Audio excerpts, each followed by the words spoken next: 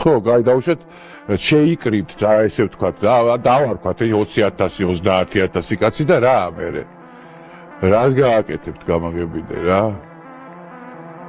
რას გააკეთებთ გამაგე დაუშვათ,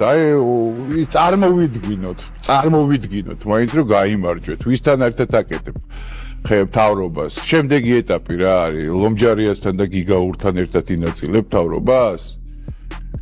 ამაზე მეტი რა დავამატო, მითხარით რა. თუ არ ფიქრობთ თქვენ რომ ეს სიტყვები რა, რასაც რელიგიური ესე ვთქვათ ის ქვია პატრიოტიზმი, ხო? და რა არის, არ არის ეს რელიგიური ეს ფუნდამენტალიზმი, რასაც თქვენ აკეთებთ რელიგიური და არ არის ეს შაურაზმელობა 30 მამაო რომ რელიგიური ფანატიზმით არის დაკავებული წინ მოუწვის და მთლიანად ეს საერთოდ ეს მიტინგი არაბიზაციის არ არის ეს რელიგიური ფანატიზმი? ან ფანატიკური პატრიოტიზმი?